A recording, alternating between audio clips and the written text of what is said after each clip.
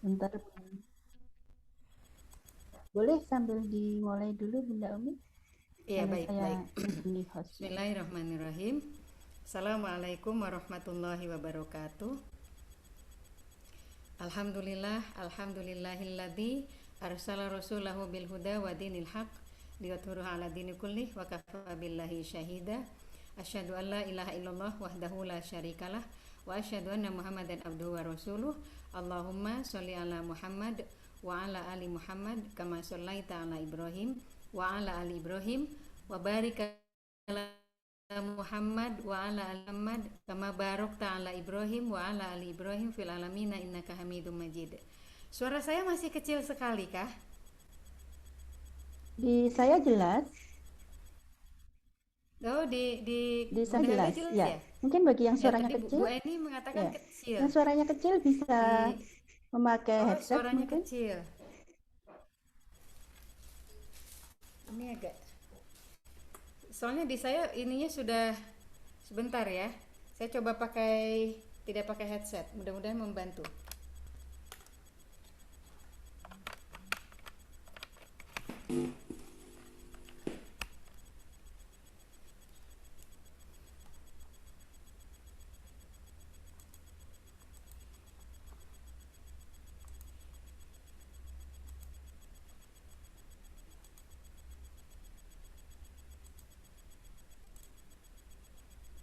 Cek terdengar suara saya dengan jelas? Jelas, Suara saya jelas, jelas sekali ya? jelas, jelas, Ibu, Bunda. ayah bunda yang lain bagaimana? Yang lain boleh Di memberikan Surabaya responnya di chat kalau suaranya Bunda Umi masih kecil. saya masih sudah pakai speaker biasa. Oh jelas, baik, baik. Ya, jelas. Mudah-mudahan, ya, alhamdulillah. Ya memang tidak boleh pakai headset saya ya. Masa pakai headset karena di belakang nempel tetangga. Ya nggak apa-apa. Mudah-mudahan beliau tidak terganggu. Baik ayah dan bunda. Bunda Helda, saya punya waktu sampai jam berapa untuk paparan? Paparan. Ini kita batasi maksimal pukul 21.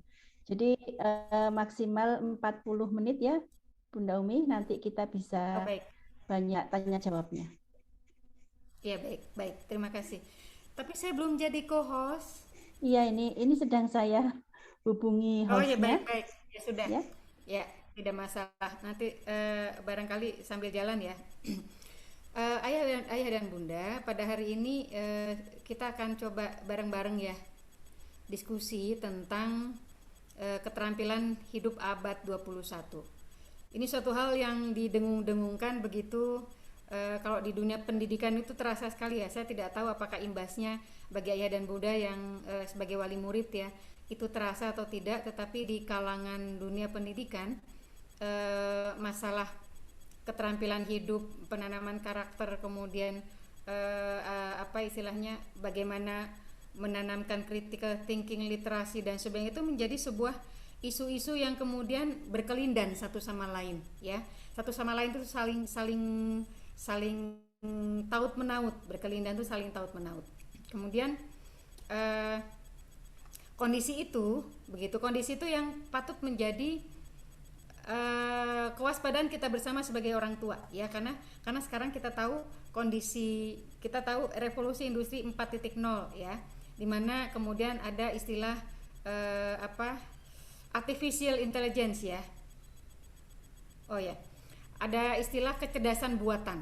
Jadi orang-orang yang pabrik-pabrik industri yang dulu membutuhkan orang untuk melakukan sesuatu itu kemudian bergeser, itu bisa dilakukan oleh mesin ya, itu bisa dilakukan oleh mesin, sehingga terjadi pergeseran penggunaan tenaga manusia yang itu berimbas kepada semakin banyaknya jumlah orang-orang yang di PHK dari tempat kerja misalnya secara industri, bahasa kasarnya demikian. Nah, sekarang apa yang merajalela yaitu adalah teknologi. Ya, oke, baik, Ya, saya sudah jadi sudah co-host. sudah ke host Bu Umi. Terima kasih. Baik, saya akan share screen ya. Bagaimana sih pentingnya kita harus menyiapkan anak-anak kita dengan keterampilan hidup abad 21. Dan sebetulnya kita setertinggal apa? Ya, kita setertinggal apa? Nanti ini ada kaitannya dengan apa yang ayah dan bunda kemudian teman-teman semua perjuangkan melalui SLC ini ya gitu. Kita ini ada di posisi mana sih peranan kita gitu ya. Kemudian ayah dan bunda mungkin nanti di akhir ini juga bisa mengukur sebetulnya peranan ayah dan bunda di mana. Peranan ayah dan bunda, peranan ustadz ustadzah atau kakak-kakak bunda-bunda yang terlibat dalam pejuang siroh itu di mana posisinya gitu. Kita kan tahu bagaimana peta perjuangan ya istilahnya ya, bagaimana peta zaman anak-anak kita, dan kita akan coba mengambil peran dan menempatkan diri dalam posisi yang tepat, sekaligus sama-sama kita coba bergandengan tangan untuk mencoba menuntaskan ya tugas perkembangan anak-anak yang ada di bawah pengasuhan kita, supaya mereka memang siap menghadapi kehidupan abad 21 yang perubahannya demikian cepat ya, yang perubahannya demikian cepat. Contoh sederhananya apa yang sekarang sedang terjadi ya.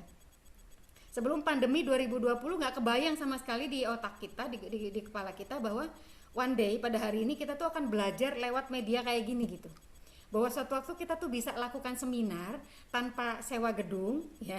Kita bisa lakukan seminar tanpa bayarin tiket pembicara. Kalau dulu ya ketika mau mendatangkan Bunda Kurnia, itu kan kita harus mikir gimana caranya, kita harus berhitung tentang biaya tiketnya, penginapannya, segala macam ya. Kita juga harus berhitung tentang gedungnya, konsumsinya. Nah, by design ya, tentu saja yang mendesain adalah Allah Subhanahu wa taala. By design oleh pencipta alam semesta ini, kemudian dibuat segala sesuatu yang dulu jadi halnya ribet, itu sekarang tuh selesai hanya lewat satu akun yang disebut dengan akun Zoom gitu ya. Kita bisa ngadakan pertemuan kapan aja sesuai dengan yang kita mau, datangkan pembicara, duduk depan layar, kemudian kita bisa matikan kamera, mau sambil leyeh-leyeh gitu misalnya, mau sambil makan pisang goreng, mau sambil goreng-goreng di dapur, mau sambil berkebun, semua tetap bisa dilakukan, dan tiba-tiba kita menjadi orang yang multitasking ya. Tiba-tiba kita dipaksa menjadi orang yang multitasking. Itu juga berimbas kepada dunia pendidikan gitu. Nah, ini aja menjadi contoh percepat teknologi dipaksa oleh pandemi itu, kemudian memaksa kita untuk ada dalam satu ruang yang sama, dengan satu tantangan yang sama, tetapi dengan kesiapan yang berbeda gitu. Dengan kesiapan yang berbeda, kita jadi gagap. Ya, awal-awal pandemi itu kan bingung. Saya jadi guru tuh bingung. Ini gimana gitu. Anak ya kuotanya tidak memadai karena saya mengajar di SMK ya. SMK itu berbeda dengan SMA favorit misalnya. Anak-anaknya dengan level ekonomi menengah ke bawah. Jadi mereka bermasalah dengan kuota, mereka bermasalah dengan devices, mereka bermasalah dengan persoalan-persoalan ekonomi rumah tangga di rumah mereka. Kemudian kita mesti daring dari rumah gitu, dan itu bikin guru-guru gagap karena tiba-tiba kita harus kita harus benar-benar berinteraksi dengan teknologi. Kemudian anak-anak kita juga gagap. Di rumah kita tuh kan seperti berjibaku ya. Awal-awal tuh kita punya irama hidup yang berbeda, dan saya merasakan betul pagi itu buru-buru semuanya. Siapa pegang devices yang mana tuh semua dibagi gitu ya. Saya pegang laptop yang mana, saya bisa nggak kebagian laptop, anak saya yang mana. Itu yang devicesnya banyak. Lalu bagaimana yang tidak punya devices? Nah, persoalan-persoalan itu yang kemudian harus kita siapkan biar anak-anak kita tuh ready ketika mereka dipaksa untuk putar balik masuk dalam lingkungan yang beyond imagination gitu. Kan ini kan memang beyond imagination, gak kebayang sedikit pun suatu waktu kita akan berhadapan dengan ini dan dipaksa berinteraksi dengan teknologi secara intens. Nah, sekarang mari kita kupas apa yang sebetulnya sudah pernah dibahas oleh satu dua ahli itu. Saya baca referensinya itu ada sudah ditulis pada tahun 1985 ya. Itu kekuatan pengetahuan demikian besar, maka wajar kalau agama kita, agama Islam ini mengajarkan kepada kita untuk iqra. Karena pengetahuan itu membuat kita bisa memprediksi apa yang terjadi di masa yang akan datang, memprediksi berdasarkan pengetahuan ya. Bukan memprediksi dengan jampi-jampi dan sebagainya, tetapi dengan memperlihat gejala, simptom, kemudian melihat segala pergerakan ya yang terjadi pada sekarang, kita bisa prediksi nanti yang akan datang akan begini gitu ya. Sekedar cerita, ketika saya kuliah di IKIP tahun 92, saya punya teman yang kuliah di ITB, yang dia kuliahnya double bareng sama saya. Ini suatu waktu ketika diskusi dia bilang begini, tahu nggak, suatu waktu peran guru itu akan berubah. Guru itu nggak perlu hadir di depan kelas. Guru itu bisa nanti kok kita bisa lewat ini, bisa lewat teknologi, guru bisa dihadirkan tanpa ada di depan murid-murid. 91 ya, ketika HP itu masih jadi suatu barang yang apa, tahun berapa HP itu ada ya, yang segede bata itu ya, HP 91 HP belum ada gitu. Itu kita tentang habis-habisan tuh teman saya tuh yang orang ITB, ya nggak mungkin guru tuh nggak bisa tergantikan gitu. Pada posisi mana guru tergantikan? Ngajar bagaimana kalau nggak ada guru gitu ya. Dan ternyata it happen ya, benar-benar terjadi gitu sekarang ini. Jadi dia mungkin dengan kapasitas pengetahuan yang lebih luas daripada kami mahasiswa IKIP, anak-anak ITB itu, dia bisa melihat jauh ke depan gitu. Nah, bagaimana pengetahuan itu bisa melit kita ke arah kemajuan yang melebihi dari apa yang mampu kita lihat sekarang ya. Itu gunanya kenapa kita harus tanamkan benar-benar Iqra, dan kita akan lihat nanti di belakang bagaimana peran ayah dan bunda sebagai pejuang Syirah, bagaimana peran ayah dan bunda dalam keterampilan abad 21 ini. Saya mulai ya. Mudah-mudahan tampak nggih? Ya, baik. Sudah jelas. Terima kasih. Kita kalau bicara keterampilan abad 21 itu nggak bisa lepas dari sesuatu yang namanya tergambar di sini, ya. Nggak bisa lepas dari ini. Karena segala keterampilan hidup kita itu semua bergantung kepada pengetahuan.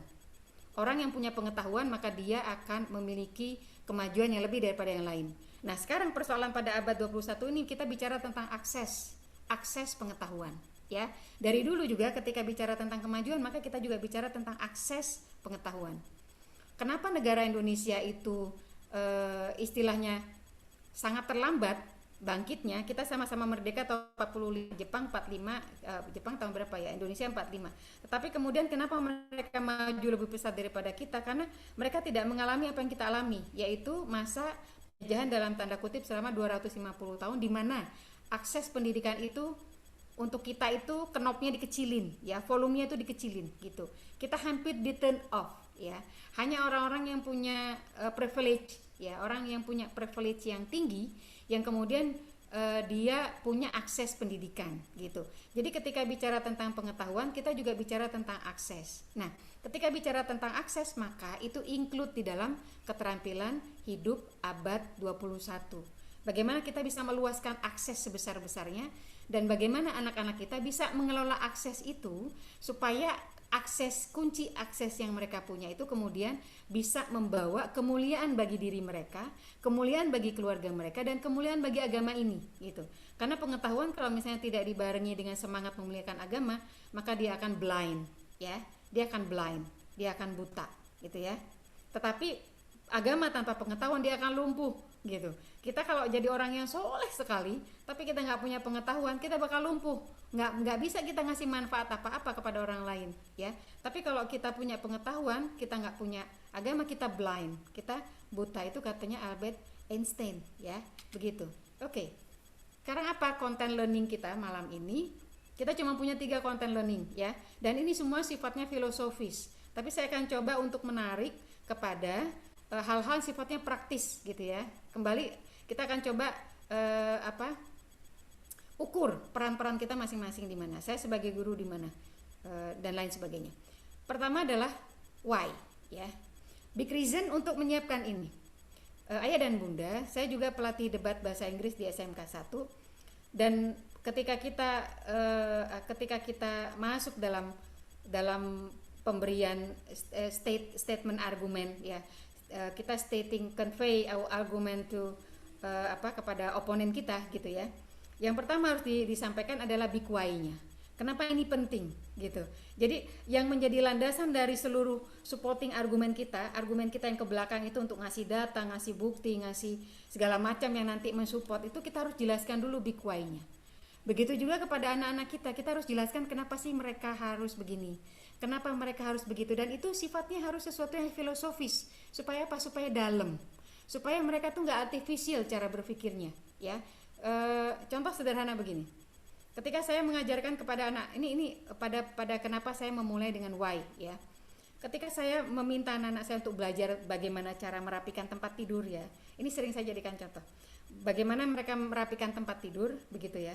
Kan capek tuh ya merapikan tempat tidur, menarik spray dari ujung situ ke situ itu kan bikin derumos gak karu-karuan ya. Apalagi kalau tempat tidurnya itu tebal, kemudian mepet sekali, sementara spraynya itu adalah spray yang pas gitu ya, yang harus ditarik kuat-kuat begitu, itu capek. Jadi anak saya tuh awal-awal tuh pasang itunya ya anggar melepuh saja ya, selip begitu ya. Kemudian saya bilang begini, no, kerjakan itu dengan standar yang tinggi.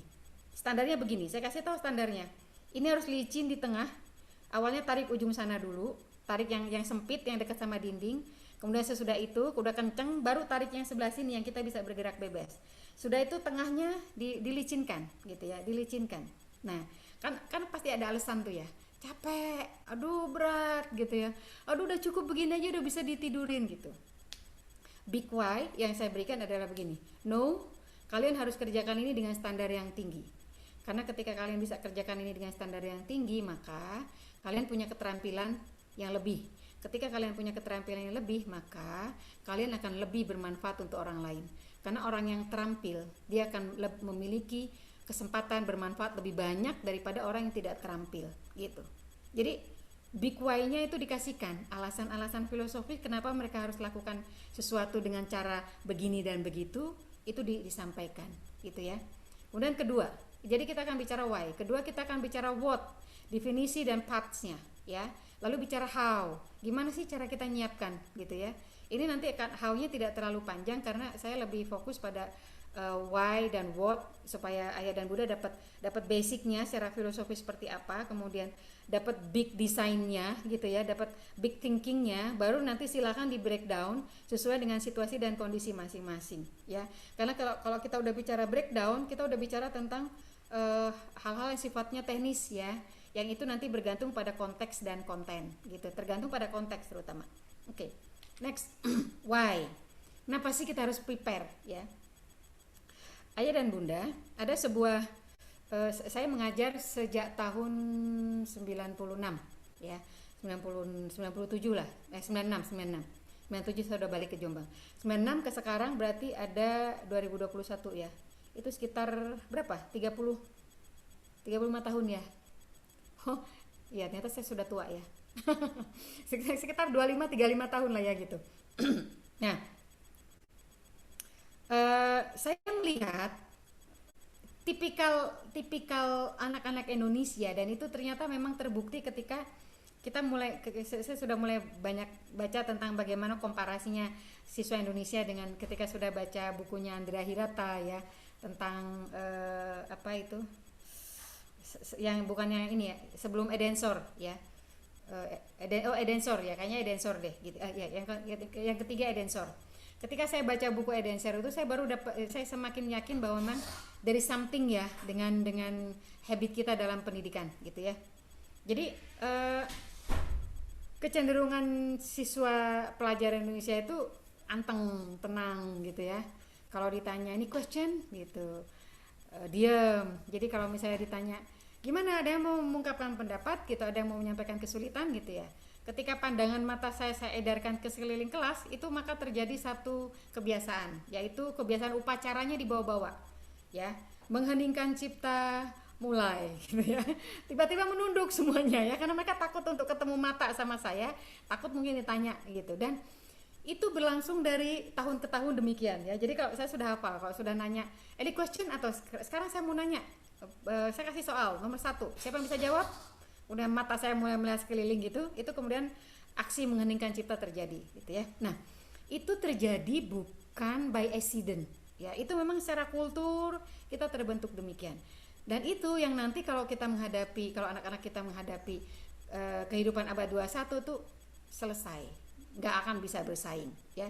Itu salah satu yang saya temukan, dan masih banyak hal-hal lain yang sama dengan itu. Jadi ada persoalan krusial yang basic sekali, yang itu berkaitan dengan kultur kita, kultur pendidikan kita, entah itu pendidikan di keluarga atau mungkin pendidikan di sekolah, yang itu kemudian menjadi habit dan susah untuk diubah ya.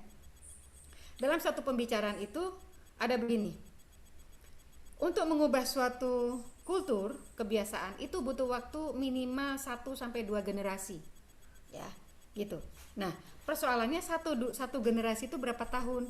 25 sampai 30 tahun ayah dan bunda. Dan saya sudah menemukan bukti itu ya, 25 sampai 30 tahun itu saya hitungannya satu generasi gitu. Jadi kalau sekarang nih saya ingin mengubah anak-anak murid-murid saya supaya mereka lebih berani speak up, supaya mereka lebih berani mengungkapkan pendapat, supaya mereka lebih pede dengan diri sendiri, saya harus memulai dari sekarang, ya. Karena kalau enggak nanti 25 tahun yang akan datang mereka akan stay calm, stay cool seperti sekarang dengan konteks yang tidak positif gitu. Makanya dikatakan Ali bin Abi Thalib itu ajari anak-anak kita sesuai dengan zamannya. Kita kudu lihat zamannya nanti kayak apa. Dan ketika kita belajar tentang keterampilan abad 21, maka sesungguhnya ayah dan bunda itu sedang mempersiapkan apa yang harus dimiliki anak-anak supaya mereka siap hidup pada zamannya. Yang mungkin kalau sekarang kita tidak miliki, itu nggak apa-apa, karena hidup kita sebentar lagi selesai, gitu ya. Secara logika umur hidup kita, gitu. Kita udah makan jatah banyak nih hidup, gitu ya. Sebentar lagi bisa jadi selesai. Tapi anak-anak kita, ya, masih punya peluang terlepas dari masalah takdir umur ya, tetapi mereka dengan hitungan matematika mereka masih punya peluang. Oke, next. Nah, apa ciri khas abad 21? Pertama itu adalah abad pengetahuan. Ya. Pengetahuan itu bisa dibuka, bisa satu klik di ujung jari selesai. Kalau saya dulu waktu SD, saya pengen banyak baca sesuatu, saya harus baca buku pengetahuan umum ya. Entah ayah dan bunda ada yang seusia saya nggak ya? Saya hampir 50 tahun ya. Mungkin kalau ada yang seusia dengan saya tuh punya namanya buku pengetahuan, itu segala macam informasi ada di dalam. Jadi kalau kita mau baca buku-buku kayak gitu tuh macam-macam di situ tuh ya harus kita baca gitu. Harus kita baca. Jadi hafal siapa aja nama menteri, hafal nama kabinet, nama kementeriannya, kemudian hafal perdana menteri, kita jadi hafal pimpinan di Jerman itu siapa, kanselirnya siapa, kemudian raja di Inggris siapa, raja di Austria siapa, pangerannya siapa, itu tuh tahu dulu itu ya. Tapi kudu baca, kudu buka gitu. Jadi namanya kitab tebal-tebal itu kita buka. Sekarang enggak. Sekarang cuma di ujung jari. Karena berhubungan dengan abad teknologi informasi, kita udah tahu tentang itu. Kemudian abad ekonomi berbasis pengetahuan, ya. Kalau dulu yang bisa mengakses pengetahuan ekonomi, bisa mengakses apa, kegiatan ekonomi itu berlangsung secara sederhana. Kalau sekarang udah enggak, gitu ya. Namanya pinjaman itu udah ada pinjaman online, ada fintech misalnya.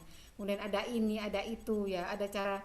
Bahkan nanti bisa dikatakan begini, bisa jadi nanti kurir pada masa akan datang, ekspedisi itu nggak butuh orang.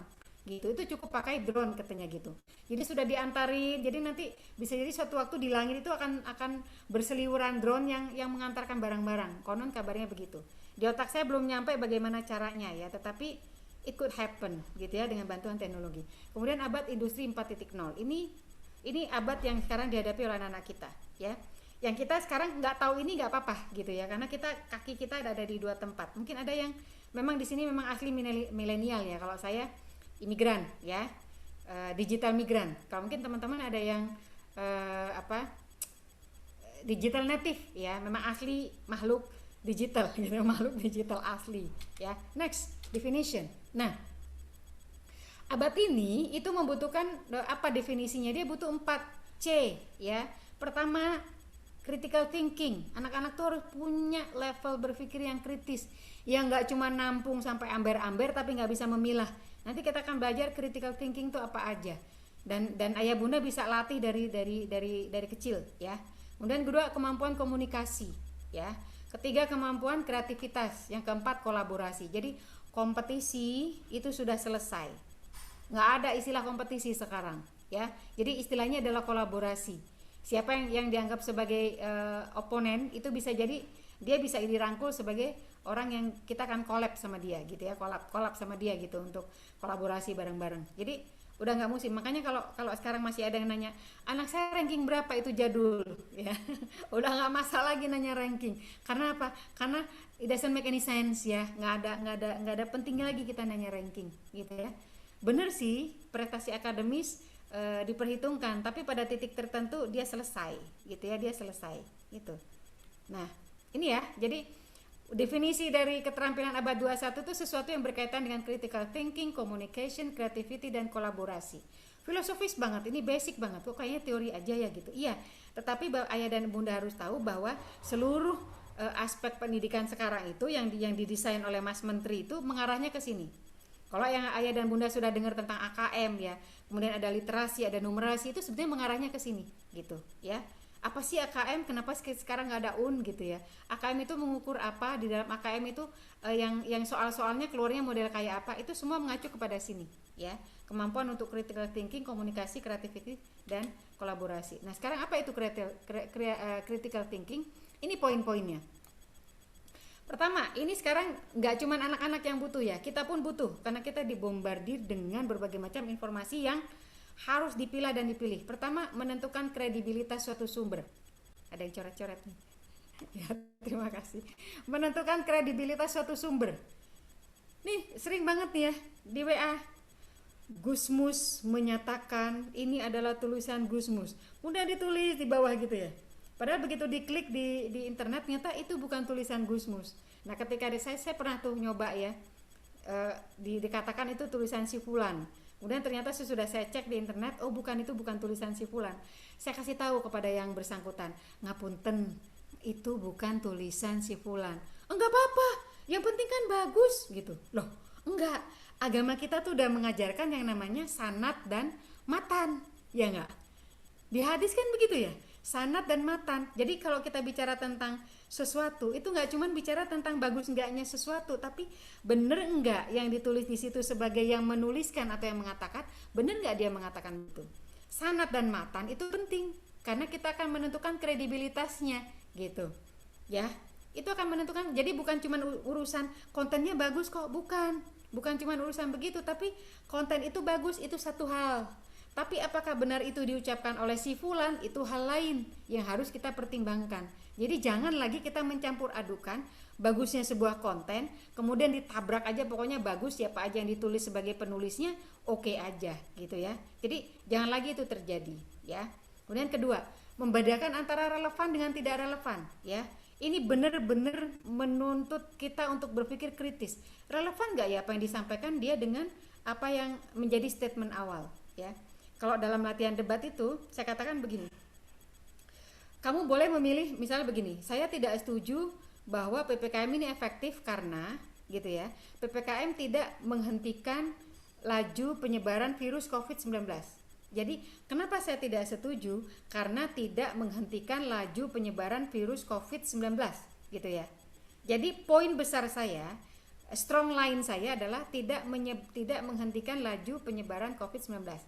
Tapi kemudian saya bilang gini, kok bisa begitu? Alasanmu apa? Iya, karena bapak saya nggak bisa jualan gitu. Bapak saya nggak bisa jualan, itu adalah sebuah fakta yang memang berkaitan dengan COVID-19, tapi dia tidak relevan dengan statement saya yang pertama. Itu yang harus jadi bahan pemikiran kita.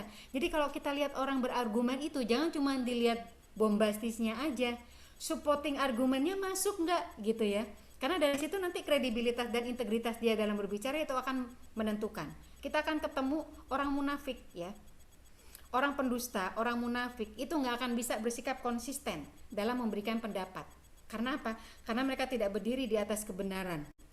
Orang yang tidak berdiri di atas kebenaran, dia akan montang-manting mencari alasan pembenaran. Itu satu titik yang tidak bisa ditolak ya. Jadi kalau kita pengen tahu dia kayak apa, perhatikan dia sampai titik penghabisan dia ngasih argumen. Kemudian pikirkan relevan atau tidak relevan ya. Jadi jangan gampang kagum pada orang ya. Kalau kita lihat, oh itu bagus, kemudian hanya dengan packaging, oh, itu bagus gitu, jangan ya, jangan. Perhatikan apa yang dia katakan, karena itu yang disampaikan oleh Ali bin Abi Thalib ya. Lihat apa yang dia katakan, bukan lihat siapa yang mengatakan gitu ya.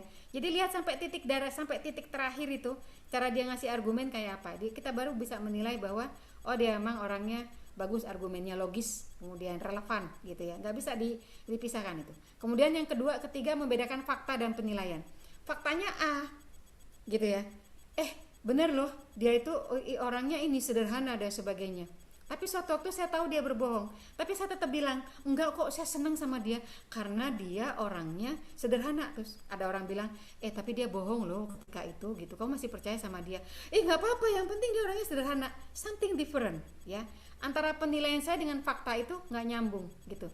Jadi biasakan kita untuk membedakan antara fakta yang ada dengan penilaian, dan biasakan untuk jujur mengaku bahwa penilaian saya salah karena faktanya tidak relevan. Jadi akhirnya berkaitan sama yang kedua tadi ya. Kemudian yang ketiga, yang keempat, mengidentifikasi atau mengevaluasi asumsi yang tidak terucapkan.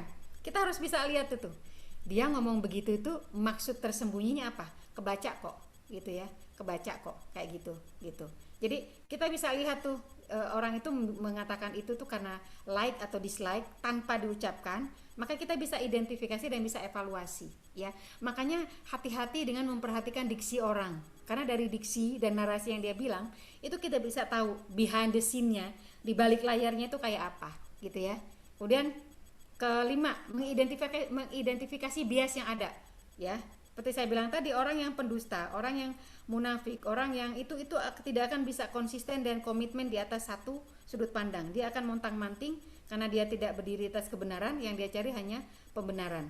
Kemudian mengidentifikasi sudut pandang. Nggak perlu misalnya dia bilang saya bela si A. Dengan memperhatikan diksi dan narasi yang dia ucap, kita udah tahu kok, oh dia bela gitu ya. Dia bela dia gitu. Kita udah bisa melihat sudut pandang dia ada di mana. Dan pada titik ini kita belajar untuk bersikap dewasa ya. Oke, ente standing position di situ, saya di sini. Titik ini kita berbeda ya gitu. Itu enak berbicara secara dewasa ya. Kemudian mengevaluasi bukti yang ditawarkan untuk mendukung pengakuan. Kita harus bisa mengevaluasi, tetapi masalahnya kalau kita nggak punya prior knowledge yang memadai tentang itu, kita nggak akan bisa evaluasi ya.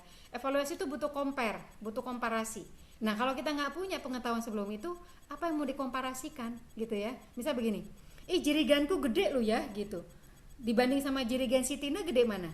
Kalau saya nggak pernah lihat jirigan si Tina misalnya begitu, segede apa, saya nggak bisa bilang kan, oh gedean punya kamu jirigennya daripada punya Tina.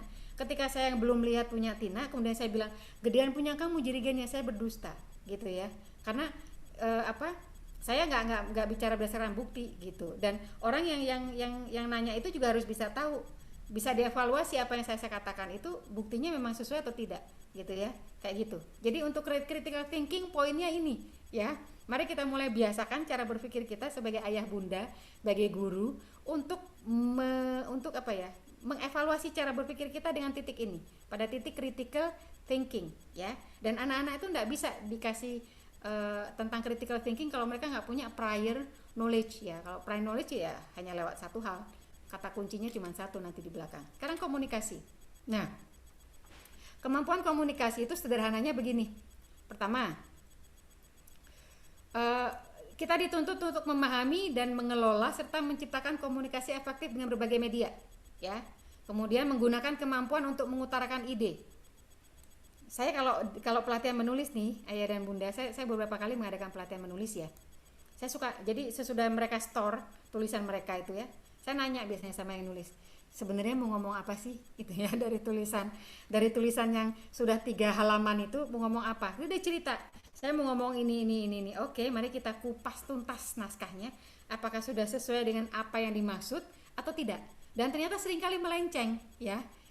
Jadi memang kemampuan kita untuk mengutarakan ide orang Indonesia itu memang lemah banget. Saya bisa bilang begini ketika saya meminta anak-anak untuk menulis ya gitu. Coba tulis pengalamanmu ketika liburan. Itu yang namanya bolpen tuh ya. Mulai dari sekarang waktunya 30 menit gitu ya. Ini bolpen diam aja. Kepalanya noleh ke atas gitu ya. Terus nanya, nulis apa bu? Ya tulis, kamu ngalami apa? Apa yang diceritakan? Gitu. Even mereka tuh nggak bisa, padahal yang mereka alami banyak ya.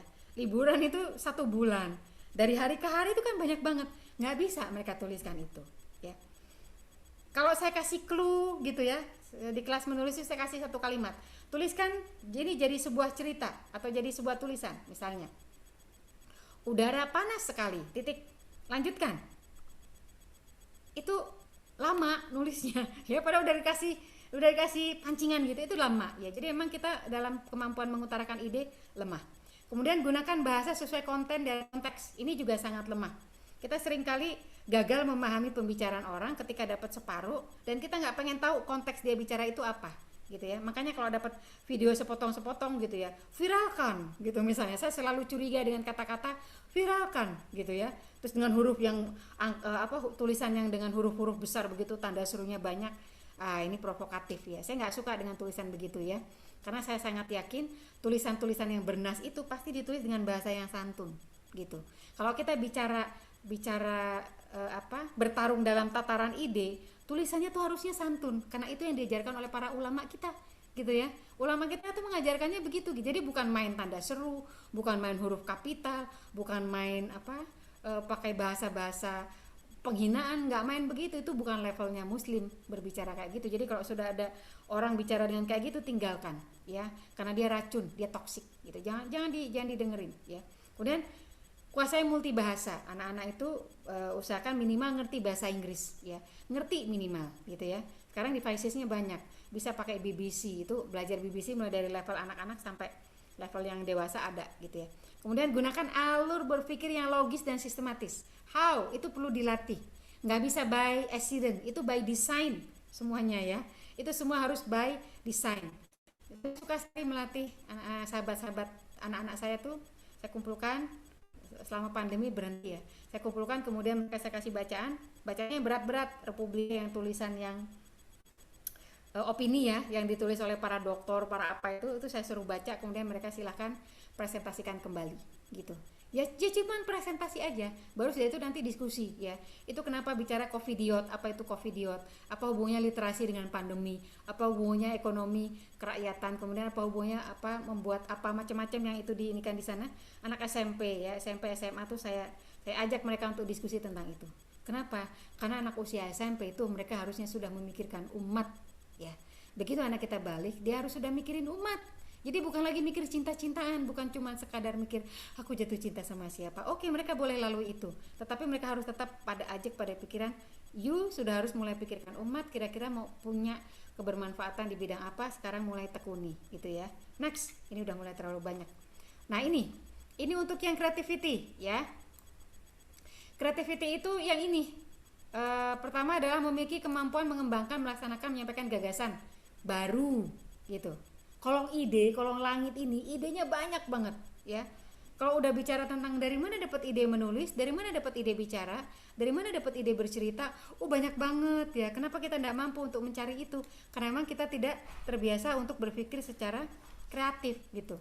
Kita tuh maunya semua dikasih ya, dapat ini ya.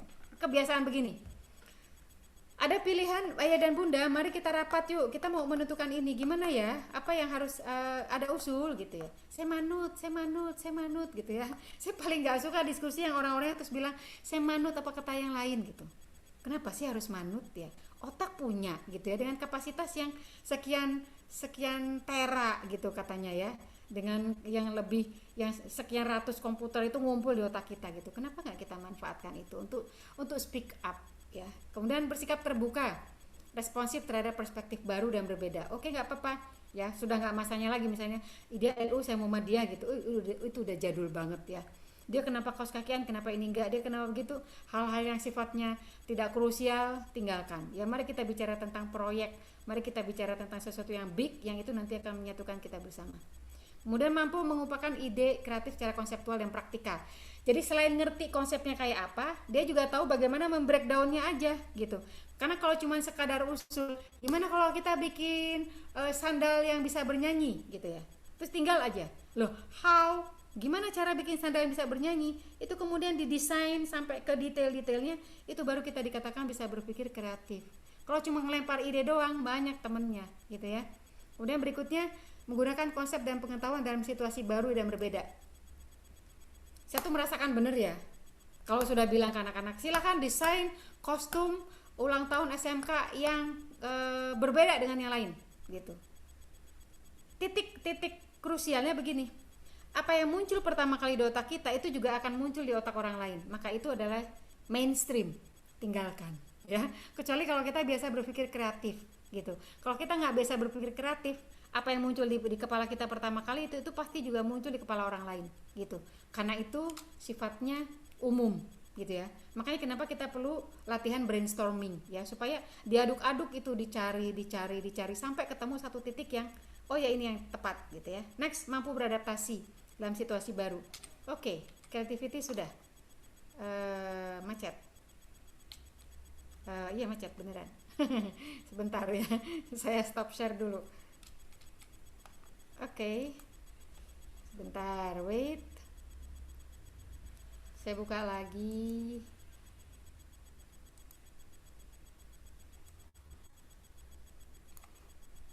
Bentar ya.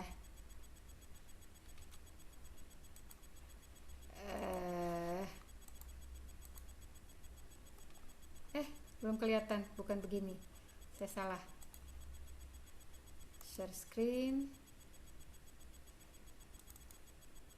Oke. Nah, next ke sini ya. Oke, ini dia kolaborasi. Apa itu kolaborasi? Anak-anak itu banyak anak-anak pintar tetapi mereka tidak bisa kerjasama, ya. Saya sering ketemu dengan anak-anak begini. Jadi mari kita berhenti berpikir di titik angka-angka dan nilai-nilai akademis, karena itu something tetapi bukan everything, gitu. Itu something tapi bukan everything, ya. Oke, kita memang menuntut anak-anak kita untuk mencapai nilai bagus sebagai stimulus mereka supaya mau belajar dengan lebih giat. Itu memang bisa, tetapi itu bukan segalanya, ya. Maka kemampuan kolaborasi di anak-anak itu harus diasah pada kemampuan untuk bekerja sama dan berkelompok, ya. Bisa nggak mereka berkelompok? Bisa nggak mereka kerja sama? Bisa nggak mereka menurunkan egonya, gitu. Kemudian memiliki empati, menghormati perspektif berbeda. Ini kalau kita kerja kelompok itu kan kadang ngadepin orang yang nguyelan pol, ya. Pokoknya pakai caraku atau tidak sama sekali, gitu ya. Nah, pengetahuan tentang kepribadian, 4 kepribadian itu sangat membantu, ya. Kalau teman-teman, kalau ayah dan bunda ada waktu ke toko buku, silahkan cari tentang kepribadian plus yang ditulis oleh Florence siapa ya, itu yang membagi orang jadi 4, ya. Mungkin sudah pernah tahu ya, koleris, sanguinis, melankolis, flegmatis, damai, begitu ya. Tidak ada orang yang benar-benar koleris, karena mereka pasti ada titik lain yang mereka juga flegmatis misalnya, tapi yang dominan yang mana, gitu ya. Nah, pengetahuan tentang ini sangat membantu, gitu ya. Di psikologi populer itu sangat membantu kita untuk memahami kenapa dia begitu, gitu ya. Memahami why. Jadi why itu memang pertanyaan basic, ya. Why itu ketika bisa digali, kita akan sampai pada understanding, gitu ya. Kita sampai pada understanding, kemudian compromising, gitu. Kita akan kompromi dengan dia. Tapi bukan berarti membenarkan, ya. Kompromi ini adalah kita mencari titik yang memungkinkan kita melakukan something bareng, gitu. Tapi bukan membenarkan, ya. Dan memahami itu juga bukan berarti membenarkan. Jadi begini, jangan salah paham begini misalnya. Dia mencuri. Oke, dia mencuri. Kenapa dia mencuri? Ketika kita berusaha mencari kenapanya, itu bukan dalam rangka untuk membenarkan apa yang dia lakukan, tetapi itu bagian dari kita empati. Dia sebenarnya lakukan itu kenapa sih, gitu. Mungkin ada titik-titik persoalan yang harus kita selesaikan dari dirinya. Mungkin ada penyelesaian, ada sudut pandang dia, ada cara berpikir dia yang perlu kita luruskan, gitu ya. Jadi pertanyaan why itu adalah pertanyaan basic dan itu harus kita biasakan pada anak-anak kita, ya. Yang ketiga, beradaptasi dalam berbagai peran dan tanggung jawab, gitu. Jadi biasakan mereka kalau dalam bahasa dakwah itu, ya, kita harus siap jadi leader, tapi kita juga harus siap jadi prajurit, gitu ya. Ada waktu kita yang memimpin, ada waktu kita dipimpin. Jadi jangan maunya dipimpin terus, gitu. Tetapi kita harus tahu peran kita saat itu di mana. Saat saya jadi pembicara, ya saya bicara. Saat saya jadi saat saya sedang belajar sama yang lain, webinar, ya udah saya jadi peserta, gitu ya. Jadi kita harus punya kemampuan untuk switching, ya. Switch peran kita sebagai apa, gitu. Kemudian mampu berkompromi dengan anggota lain demi tercapainya tujuan yang telah ditetapkan. Ini jadi kita belajar untuk melihat big goal-nya apa, gitu ya. Big goal kita apa? Saya maunya begini, you maunya begitu, dia begini, terus how? Di atas segala kelemahan dan kekuatan kita punya, bagaimana cara kita mencapai big goal itu, gitu. Kemampuan kolaborasi ini harus dilatih. Sebagaimana kemampuan critical thinking itu harus by design, nggak bisa by accident, ya. Ayah dan bunda harus desain sedemikian rupa supaya anak-anak punya kemampuan itu. Salah satu cara adalah biasakan rapat keluarga bersama-sama, gitu ya. Walaupun mungkin tidak intens sekali, tapi setidaknya anak-anak punya kans untuk mengungkapkan pendapatnya, gitu. Jangan biasakan mereka untuk menerima apa adanya apa yang kita sampaikan. Saya pernah bertemu dengan seorang guru, ya, sama-sama guru, kita diklat bareng-bareng selama hampir 2 pekan. Kemudian di situ dia usianya waktu itu 27, ya. Saya ketika itu 40 sekian dan ibunya seusia dengan saya. Kemudian dia cerita, saya dulu suka disuruh bapak saya pakai jilbab, harus pakai rok misalnya, ya. Bapaknya mengharuskan pakai rok. Kemudian harus begini, harus begitu. Tapi saya nggak dikasih tahu kenapa saya harus lakukan itu. Pokoknya lakukan aja, gitu. Terus yang terjadi saya memberontak, katanya. Saya memberontak. Saya lakukan apa yang dilarang oleh orang tua. Sekarang, kata dia, sekarang saya tahu kenapa orang tua menyuruh saya demikian. Tetapi saya dulu berharap saya dikasih tahu. Saya taunya telat, intinya begitu ya. Nah, kita nanti begitu memberitahu anak-anak kita, kita juga perlu memberikan cara berpikir yang critical thinking gitu ya. Bicara tentang relevan tidak relevannya argumen, bicara tentang apa nyambung tidaknya, logis tidaknya, kemudian diksinya tepat atau tidak, itu harus kita biasakan. Bagaimana? Apa pintunya? Ya, satu-satunya pintu yang saya percaya, ya, sampai detik ini, sampai berdasarkan pengalaman mengajar saya dan interaksi saya ketika berlatih debat, ketika mengantarkan anak-anak lomba public speaking dan sebagainya, kemudian bagaimana ketika pelatihan menulis, ya, baik di kalangan guru maupun kalangan ibu-ibu gitu, yang paling terasa memang di bagian ini, minat baca, ya. Minat baca itu faktor kultural, habit, dan kita memang tertinggal di titik ini, ya. Dalam sebuah diklat kepala perpus di Surabaya itu dikasih tahu begini sama narasumber, Indonesia itu melewati fase teks, gitu, ya. Waktu itu materinya sampai malam ya, dan beliau bicara malam hari, jadi kita nggak sampai diskusi panjang. Saya juga nggak nanya yang dikatakan melewati fase teks itu seperti apa ya, tapi kemudian saya mencoba mencari tahu koyo putih sebenarnya di mana logikanya sampai kemudian dikatakan Indonesia melewati fase teks. Ternyata memang pada masa di negeri sana itu mengalami revolusi industri, ditemukan mesin cetak, kemudian mereka bisa mencetak surat kabar ya dalam jumlah banyak, kemudian membaca surat kabar di pagi hari menjadi habit gitu ya. Jadi kan sering tuh waktu kecil saya lihat ya gambar-gambar orang luar negeri itu mereka minum di sini apa istilahnya minum susu atau apa gitu ya, kemudian mereka membaca surat kabar begitu ya. Ketika di sana sudah terjadi demikian, di kita itu masih ribut tentang masih tidak punya akses pendidikan. Nah, kemudian terjadi Indonesia Merdeka, lalu muncul televisi gitu ya, televisi. Ketika muncul televisi di Indonesia ribut waktu itu, di masa saya SMP, SMA, kuliah itu ribut tentang bikin seminar tentang bagaimana televisi itu merusak anak-anak karena merebut bla bla bla gitu ya. Jadi melompat ya dari fase teks yang tidak kita lewati, negeri-negeri sana itu negeri-negeri Eropa ya, negeri sana itu sudah melewati fase teks gitu ya. Mereka sudah punya minat baca yang tinggi, kemudian masuk televisi, teknologi itu gitu, visual. Indonesia belum lewat fase teks, langsung masuk fase visual gitu, atau fase audio lah ketika radio ya. Tapi masuk ke situ terus langsung visual, nggak lewat itu fase teks gitu, nggak lewat. Jadi kalau kita nggak punya habit tentang ini, ya itu akarnya gitu ya, itu akarnya. Dan ini ada faktor kultural gitu. Kalau faktor yang sifatnya fasilitas segala macem ya itu bisa, pokoknya kita punya duit bisa kita beli. Tapi kalau faktor kultural nggak bisa, itu butuh waktu 1-2 generasi ya. Jadi minat baca itu yang nanti akan menentukan bisa nggak critical thinking, bisa nggak komunikasi dengan baik, bisa nggak kreatif gitu. Lah Pia mau kreatif, prior knowledge-nya nggak punya kok. Pia mau critical, nggak punya bandingan kok informasinya gitu ya.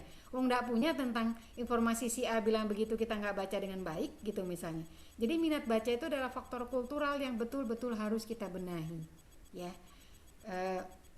Saya kalau sudah urusan minat baca, saya mau cerita tentang apa yang saya hadapi ya. Dalam sebuah survei itu dikatakan begini, pelajar Indonesia itu dalam 1 tahun membaca berapa halaman kira-kira? Ayo tebak. Yuk. Tulis di chat berapa halaman kira-kira yang dibaca oleh pelajar Indonesia dalam 1 tahun. 365 hari. Silahkan ditulis. Nanti yang paling mendekati jawaban itu akan saya kasih buku. Saya punya buku tulisan saya sendiri, judulnya Katanya Aku Jelek. Sebentar, saya ambil. Ini bukunya. Saya akan kasih buku kepada yang paling mendekati 2 orang lah ya, apa 3 orang, boleh lah 3 orang ya. Katanya Aku Jelek ini catatan keseharian saya tentang parenting, tentang anak, ada yang lucu sampai yang menjengkelkan begitu. Wait, sebentar ya, sudah saya hitung ya, 30 detik dari sekarang. Tolong sesudah itu dilihatkan ya Bunda Helda, chatnya habis itu berhenti. Aduh, Ya, siap Bunda. Ya, saya belum nyalain timer. Iya. Sebentar. Baik, ya 10 detik dari sekarang. Hentikan sesudah itu chatnya. Aduh, ada yang nulis 2 halaman. Sedihnya. Masya Allah, ini ada 75 chat ini Bunda. Saya Udah stop. nyekrolnya tinggi banget nih. Ya, selesai Hop, ya. hop. Selesai di 365 Selesai. oleh Bunda Bella ya. Hop. Ya, Mari kita lihat. Ya. Oh, sudah berhenti. 132, 365, 150, 120. And then 130, 550, 75. 200, 5 sampai 9 buku, Bu. Berapa halaman? Bu, yang ditanya halaman, Bu, ya. Bukan buku ya. Kemudian 100, 70, 200, 50, 225, 5. Aduh, underestimate banget sama pelajar Indonesia. 50, 500, 2. Aduh, 2 halaman. 70, 167, 100, 50, 230, 81. Oke, mari kita bersabar untuk membaca. 52, 150, 50. Oke, berhenti di angka, oh ya, 12 halaman, 365, 20. And then 10, 250, 5, 25, 100. Oke, wait, saya catat. Mohon bersabar ya. Ini ujian. 30 halaman ketika menggunakan soal, maksudnya gimana?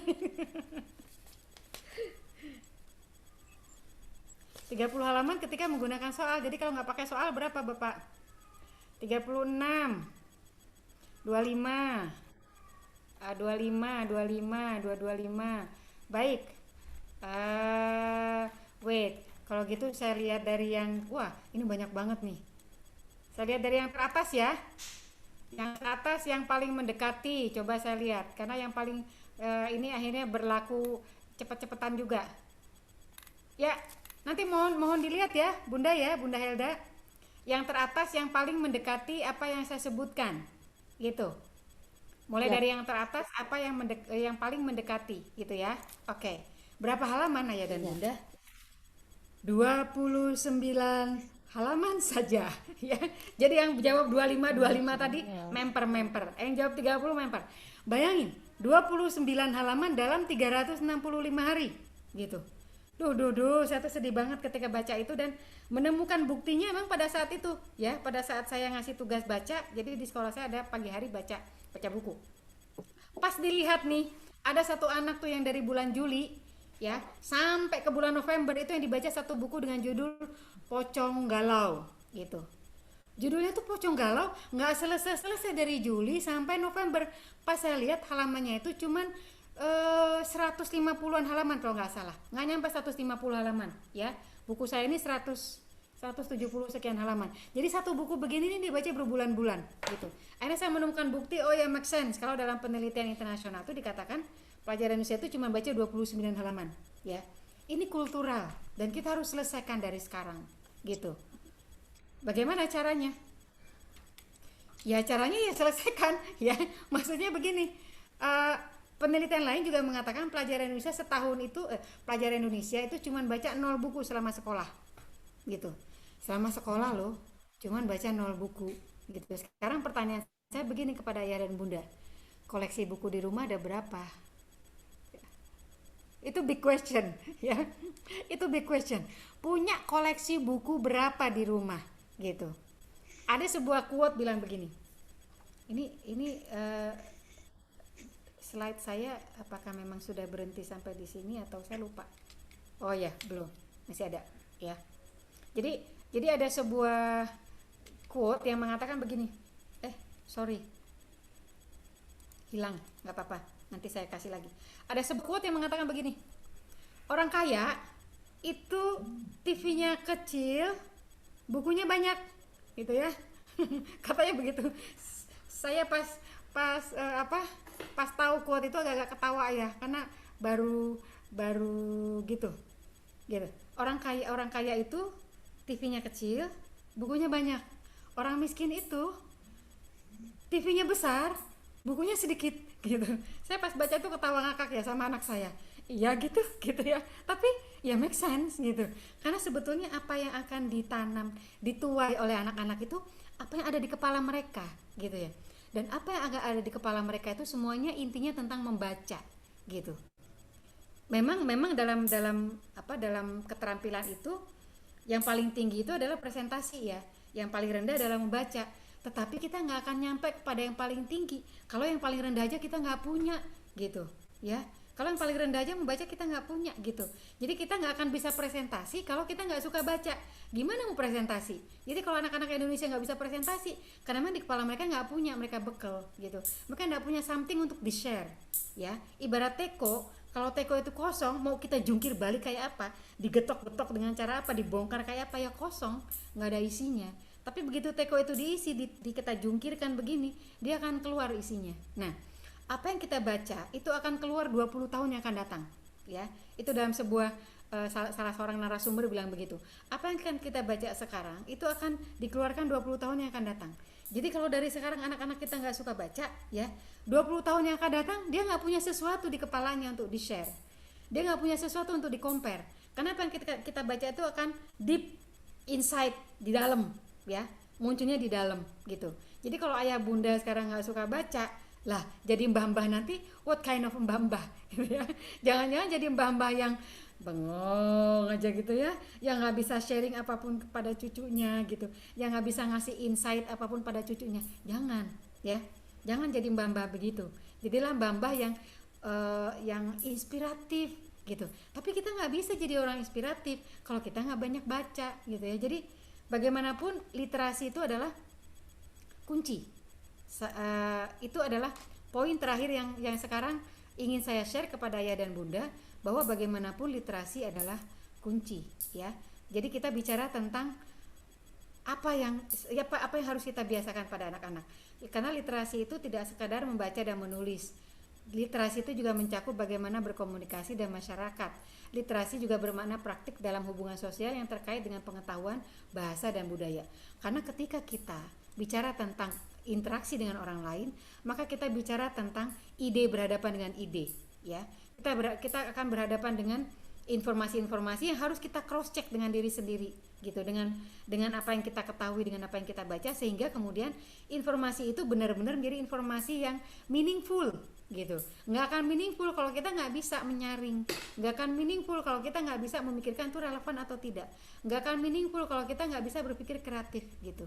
Jadi kemampuan keterampilan abad 21 itu ujung pangkalnya, starting pointnya adalah pada literasi itu. Karena nanti dari literasi ayah dan bunda akan mampu memberikan anak-anak itu kemampuan komunikasi yang bagus, akan mampu memberikan anak-anak kemampuan untuk melakukan hubungan sosial yang baik karena mereka percaya diri, ya.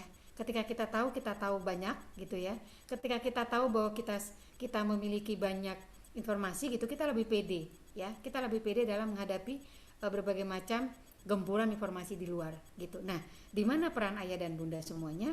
Ketika kita menjadi pejuang Syirah, ayah dan bunda menjadi pejuang Syirah, kemudian menawarkan produk-produk dari SLC, itu sebetulnya bagian dari kita untuk mendekatkan orang-orang yang kita tawari itu kepada kebudayaan literasi. Yang itu bukan cuma sekadar kebudayaan membaca dan menulis. Karena yang kita jual, ya, yang dijual yang ditawarkan oleh SLC dan melalui Sigma itu adalah suatu nilai-nilai yang universal, yang itu sifatnya adalah basic, berkaitan dengan keimanan, ya. Seorang para tabi'in ya, itu ketika mau wafat, yang ditanyakan kepada anak-anaknya adalah apa yang akan kalian sembah sepeninggalku, gitu. Apa yang disembah itu adalah kunci yang harus dipegang erat-erat oleh anak-anak kita, gitu ya. Dan untuk sampai pada keyakinan bahwa memang Allah Subhanahu wa taala adalah zat satu-satunya yang layak disembah, itu membutuhkan pengetahuan mulai dari sifat yang filosofis sampai ke yang teknis, yang membuat mereka kukuh yakin bahwa segala sesuatu yang mereka lakukan itu akan dimintai bertanggung jawaban, karena mereka akan kembali kepada Tuhannya. Jadi literasi dalam agama Islam itu adalah literasi yang berkeadaban, ya, yang akan membuat anak-anak kita siap untuk kita menyiapkan anak-anak kita untuk siap dengan zamannya, dan mereka pun akan siap untuk mengisi peradaban di masa yang akan datang. Jadi literasinya harus literasi yang berkeadaban. Begitu ya.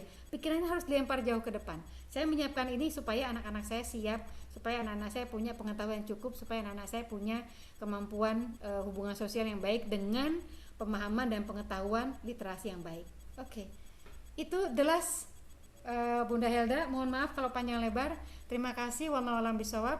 Segala sesuatu yang baik datangnya dari Allah Subhanahu wa taala. Yang buruk itu dari hawa nafsu saya pribadi.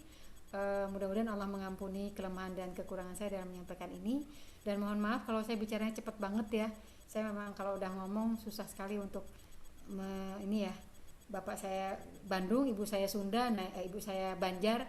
Itu dua suku yang kalau ngomong itu ya kayak gitulah ya. Saya suka dikritik oleh suami, tapi saya butuh latihan untuk bisa mengontrol kecepatan bicara menjadi lebih. Terima kasih, mohon maaf. Assalamualaikum warahmatullahi wabarakatuh.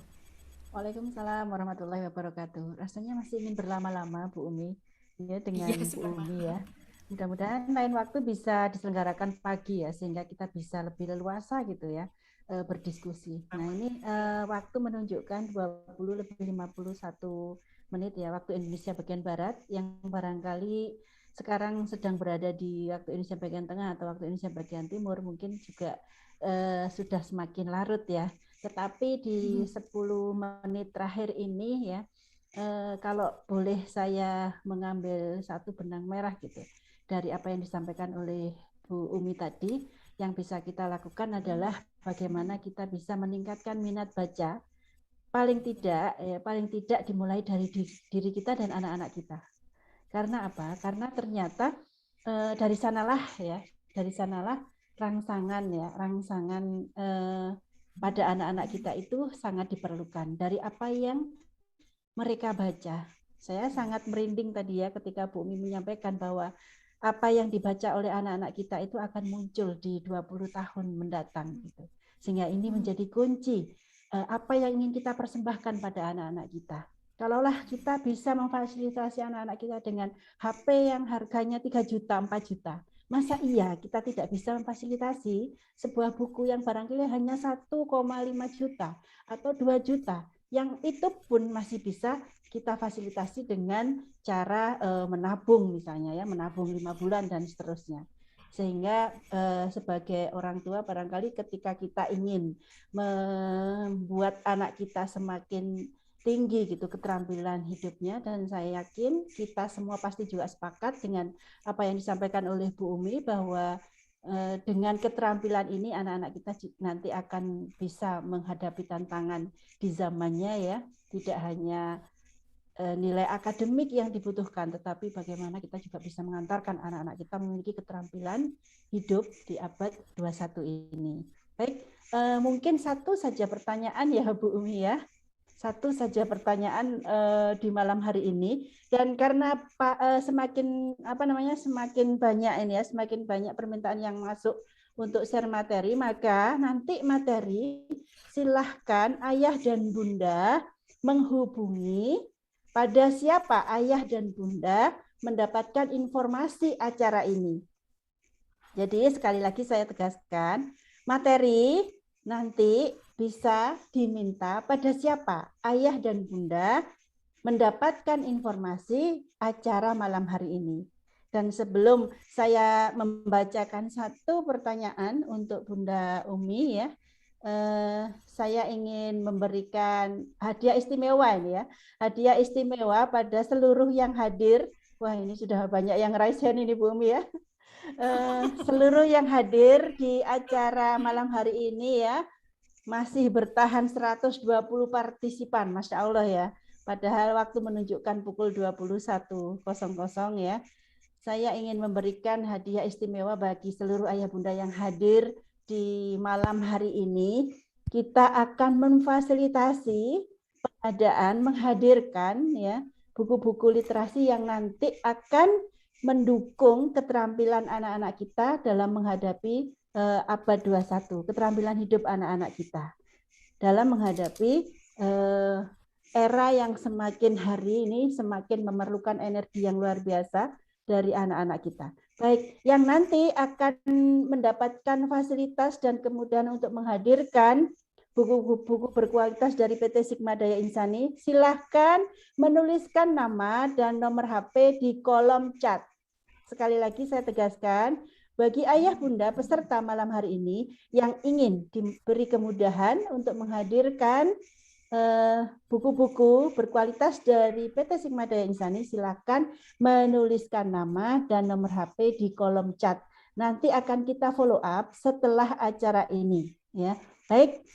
Satu pertanyaan untuk Bunda Umi.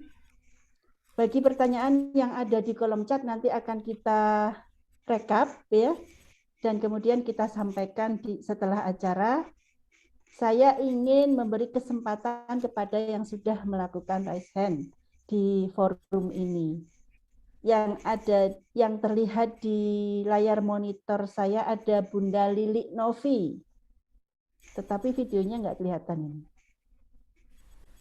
Bunda Lili Novi, raise hand. Silahkan pertanyaannya disampaikan.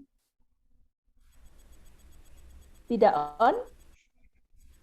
Baik, saya pindah ke Bunda Naning Wahyu dari Tulungagung. Bunda Naning dari Tulungagung, silahkan menyampaikan pertanyaan. Silahkan Bunda Naning. Suaranya belum dibuka mikrofonnya, Bunda Naning.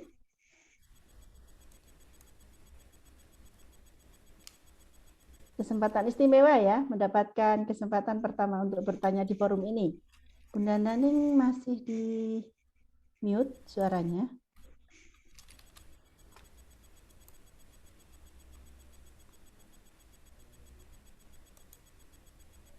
Halo, ya, assalamualaikum warahmatullahi wabarakatuh.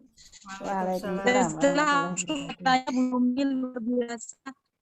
Pertama kali ikut Zoom dari teman-teman di komunitas ini, sangat bersyukur sekali malam hari ini saya bisa bergabung dan mengikut materi dari panjenengan. Jazakallahu khairan katsir. Pertanyaan saya adalah, saya seorang ibu dari 4 orang anak. Anak saya yang tertua adalah kelas 2 MTS, umur 13 tahun. Anak yang terkecil adalah 2 tahun begitu. Masalah literasi sebenarnya kami sekolah sangat sadar sekali pentingnya untuk pintar berliterasi, dan insya Allah di rumah juga kita sediakan buku-bukunya. Dan ayahnya itu juga sudah memberikan contoh untuk suka membaca. Tapi masalahnya anak-anak itu ketika sudah menginjak usia SD itu ketertarikan dengan dengan buku itu turun drastis ketika sudah mengenal HP dan seterusnya begitu. Pertanyaan saya adalah bagaimana caranya menimbulkan minat baca dengan pada anak, mungkin anak yang terkecil saya umur 2 tahun ya, mungkin maintenance-nya bagaimana untuk suka membacanya itu, dan juga yang remaja tadi, Masya Allah, yang remaja itu sekarang lagi gandrung banget dengan TikTok dan seterusnya begitu. Padahal abinya itu sangat suka membaca ya. Bagaimana ini agar kita bisa ya saya tuh targetnya bukan tinggi-tinggi saja, bukan tinggi-tinggi ya. Pokoknya suka membaca aja sudah cukup. Tidak perlu ranking seperti yang Pian dawahakan tadi itu. Cuman suka membaca, akhlaknya bagus, sudah berbahagia begitu. Masalahnya tadi bagaimana strateginya begitu. Jadi saya pikir juga sama dengan yang dihadapi oleh bunda-bunda semuanya, karena kita saingannya adalah audio visual begitu. Sedangkan kalau buku kan cenderung tidak dua dimensi ya, hanya tidak bisa bergerak dan seterusnya Bunda. Itu saja Bunda. Semoga yang ngapunten, terima kasih atas masukannya tadi. Terima kasih atas masukannya ini. Assalamualaikum warahmatullahi wabarakatuh. Waalaikumsalam warahmatullahi wabarakatuh. Terima kasih Bunda Naning atas pertanyaannya. Nah, langsung ya saya berikan waktu kepada Bunda Umi untuk menjawab bagaimana ini jika buku itu ternyata saingannya adalah media-media audio visual gitu ya. Silakan Bunda Umi. Ya, pertama untuk remaja ya. Ini berdasar pengalaman saya ya. Kalau ke murid-murid saya, itu saya harus jadi kayak sales buku ya gitu. Jadi ketika saya jadi kepala perpus itu perpus sepi ya, kayak kuburan pertama ke situ. Kenapa begini gitu, ternyata emang bacaannya tidak menarik ya, tidak menarik. Dibelikan buku-buku novel, sesudah itu saya mulai kayak jadi sales buku. Jadi setiap di kelas di mana saya mengajar, saya sampaikan, jadi begini ayah dan bunda, sebetulnya anak-anak usia remaja itu sebenarnya sangat suka didongengin ya, sangat suka diceritani. Cuma mungkin kita belum punya kebiasaan itu di rumah gitu ya. Kita belum punya misal nih suami saya ada momen perlu kita di rumah tuh ada momen dimana istilahnya HP itu tidak dipakai ya gitu. Kalau di rumah saya ada aturan, kalau kita lagi makan di luar yang bawa HP cuma ayah saya, cuma suami saya aja, yang lain nggak boleh. Jadi kita ngobrol, kita main, kita apa gitu. Kadang-kadang tuh pakai itu nomor meja itu kita pura-pura jadi penerima Piala Citra gitu ya. Menerima, terima kasih. Ini akan saya persembahkan untuk. Jadi guyonnya tuh lucu-lucuan dengan anak-anak remaja, karena yang mereka butuhkan tuh itu. Kita tuh kudu jadi temen ya, kita kudu jadi temen. Jadi nggak bisa kita tuh jadi mandor bagi mereka. Kalah nanti kita sama teman-temannya ya. Mereka akan lebih suka kumpul dengan temennya, curhat dengan temennya, bicara sama temennya daripada sama orang tua gitu. Jadi pada titik-titik ini ilmu parentingnya pakaian ya. Jadi masa kapan anak diapain itu walaupun mungkin kita nggak bisa make 100% ya, tapi seenggak-enggaknya ada momen-momen tertentu di mana itu bisa kita pakai gitu ya. Jadi kalau dengan remaja ya kudu jadi sales buku ibu ya. Jadi saya kemarin beli bukunya Mark Manson misalnya. Terus saya bilang, nih Naj, buku ini lo bagus. Buku ini bicara tentang ini. Kamu harus baca buku ini. Ini dulu pernah dibahas sama Bunda Sinta Yudisia waktu acara itu tuh. Kita hadir di acara kepenulisan. Jadi anak saya suka saya ajak di acara kepenulisan atau acara apa begitu ya, dan saya kasih tahu kenapa harus hadir di sini ya. Ini bukunya bagus, baca nih. Saya kasihkan. Jadi saya harus tahu dulu isi buku itu supaya saya bisa cerita. Atau saya mau kasih buku tentang api sejarah ya. Saya punya buku api sejarah 1 tuh 2, buku api sejarah 2 gitu. Saya bilang anak saya, wajib baca buku ini supaya kamu tahu bagaimana perspektif sejarah menurut ini gitu. Atau baca buku 60 kisah sahabat, ini kamu harus baca buku ini karena di buku ini bercerita tentang ini. Nah masalahnya kita itu orang tua sering nyuruh anak kita baca, tapi kita nggak tahu, nggak bisa ngasih guidance sama anak itu buku apa yang kudu dibaca dan kenapa buku itu harus dibaca gitu ya. Kembali setiap kali kita meminta anak kita melakukan sesuatu, cari alasannya, big why-nya ya, supaya anak-anak itu punya sandaran kuat kenapa sih mereka harus baca itu. 60 kisah para sahabat harus kamu baca gitu ya. Kemudian buku tentang Abu Bakar The Successor nih bagus. Kalau misalnya buku-buku novel nih, misalnya tentang buku itu bukunya Dan Brown, baca tentang bukunya Dan Brown itu yang Digital Fortress, atau tentang yang Da Vinci Code gitu. Ini buku tentang ini. Bahkan ketika bahas buku Harry Potter sekalipun, saya kasih tahu mereka bagaimana cara mereka menikmati buku itu supaya tidak melulu mereka mendapatkan kontennya, tapi misalnya begini, di buku Harry Potter tuh bagus penulisnya J.K. Rowling tuh bagus sekali tentang bagaimana mendeskripsikan sesuatu. Jadi ketika baca buku tuh nggak cuma baca kontennya, tapi perhatikan bagaimana cara penulis membuat narasi, perhatikan bagaimana cara penulis something yang beyond ya. Jadi nggak cuman artificial gitu. Itu kita kalau mau ngajak anak remaja baca, kita kudu jadi sales buku ayah dan bunda, ceritain kenapa buku itu penting dibaca ya. Kalau kita cuma bilang baca gitu ya, tapi kita nggak ngomong buku apa yang harus dibaca dan kenapa buku itu penting, nggak jalan gitu. Karena mereka tuh udah bisa mikir, mereka tuh harus tahu big reasonnya itu apa gitu. Nah kalau ke anak yang 2 tahun gampang ya, 2 tahun 3 tahun udah aja bacain di depan dia. Anak saya nomor 1 itu baca buku, 1 buku itu bisa sehari sampai 1 judul itu bisa sehari sampai 10 kali. Saya sampai hafal isinya. Ya itu doang yang dibaca, ikan penari gitu ya, karena itu buku yang pertama kali dia beli dan dia sangat suka gitu. Di suatu pantai yang dalam, suatu laut yang dalam, hiduplah ikan penari. Saya sampai hafal isinya karena sehari lebih dari 10 kali dibaca. Apa kemudian saya marah-marah, bosen atau baca buku itu? Enggak, ya saya bacain terus sampai kemudian dia ini suka membaca karena dia punya pengalaman bahwa reading is interesting gitu. Reading itu menarik, reading itu asik, reading itu enak. Jadi ketika dia SD dia beli buku KKPK, saya beliin sampai banyak gitu ya. Kemudian mungkin ibu-ibu berpikir begini, iya Bu Umi kaya bisa beli buku. No, ketika gaji saya 135, berdua dengan suami saya 270, kita sudah langganan majalah ya. Langganan majalah itu wajib, majalah wajibnya ada 3 majalah. Jadi buku itu prioritas gitu. Bukan nunggu punya duit baru beli buku, bukan. Tapi kalau ada duit, nah, tapi ada buat buku selalu ada duit gitu ya. Buat buku tuh kudu selalu ada duit, ayah dan bunda. Jangan nunggu nanti ya, tunggu hasil sisa ya dari belanja. Jangan ya, gitu. Kalau perlu itu prioritas. Jangan pakaian jadi prioritas ya. Jangan. Karena pakaian itu 20 tahun yang akan datang selesai. Tapi buku 20 tahun yang akan datang tuh kesimpan di sini gitu. Gitu ya. Jadi kalau mau ngajak anak baca, ya ibu kudu baca ya. Suami kalau misalnya suka baca, ajak anak baca dan jelasin kenapa dia harus baca buku itu. Jadi sales buku emang iya. Saya jualan buku ke anak-anak. Jadi kalau anak SMK masuk tuh ke perpus, Bu Umi saya pengen baca buku tapi saya nggak tahu buku apa. Kamu mau baca buku apa? Kamu mau cari informasi apa? Atau mau cari tentang apa? Saya mau cari tentang, saya lagi galau gini-gini. Oh buku ini saya tunjukin. Saya ambil di rak. Ini buku tentang ini. Atau kamu ambil buku ini. Buku ini tentang ini. Benar-benar saya jadi kayak sales ya. Saya harus tahu isi buku itu apa gitu. Lah gimana tuh saya mau jualan kayak teman-teman misalnya mau mengajak orang tua untuk investasi buku, kan harus cerita dulu, harus punya product knowledge dulu gitu ya. Nah kita tuh ngajak anak-anak kita suka baca tuh product knowledge-nya kenalin dulu gitu. Jadi informasi tentang product knowledge itu bukan cuma ketika kita nawarin buku, ketika kita mau ngajak anak kita suka baca, product knowledge-nya pakaian gitu ya.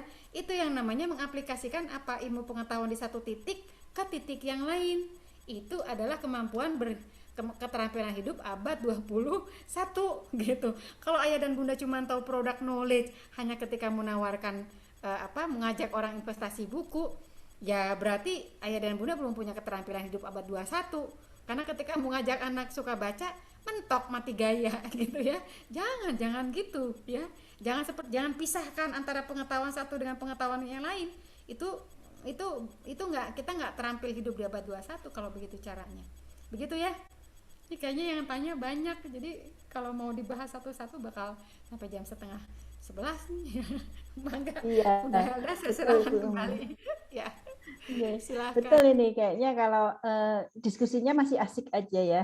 Sebenarnya kita juga belum ngantuk gitu ya. Cuman kita menghormati keluarga kita juga ya, karena ada hak mereka yang harus kita layani juga ya. Jadi mudah-mudahan acara seperti ini nanti bisa kita selenggarakan lagi ya, dan semoga ayah dan bunda yang hadir di malam hari ini juga bisa mengajak semakin banyak orang lain untuk bisa bergabung ketika kita menghadirkan acara seperti ini lagi ya. Dan terima kasih juga atas kehadiran ayah dan bunda. Sekali lagi saya berikan hadiah istimewa ya. Saya berikan hadiah istimewa kepada seluruh ayah bunda yang hadir di acara malam hari ini. Silakan meninggalkan nama dan nomor WA karena nanti akan ada follow up khusus nanti nge-zoom lagi ya dengan kami bagaimana teknis menghadirkan buku-buku yang bisa menunjang keterampilan hidup abad 21 ini dari PT Sigma Daya Insani ya. Kalau tadi Bu Umi menyampaikan bahwa apa yang kita berikan, buku apa yang kita berikan pada anak-anak kita, buku apa yang dibaca oleh anak-anak kita nanti akan keluar di 20 tahun mendatang, maka ketika satu kalimat ini kita yakin betul, kita pasti tidak akan sayang, kita pasti tidak akan menolak gitu ya. Kita lebih memilih investasi buku dibandingkan dengan investasi-investasi yang lain. Dan saya yakin bahwa seluruh ayah bunda menginginkan kelak ketika kita sudah tidak bersama lagi dengan anak-anak kita, maka warisan terindah yang kita tinggalkan untuk anak-anak kita adalah kebaikan-kebaikan yang bisa mereka lakukan dan inspirasi yang bisa kita berikan kepada mereka melalui jejak-jejak terindah, jejak-jejak kebaikan yang kita tanamkan sejak saat ini.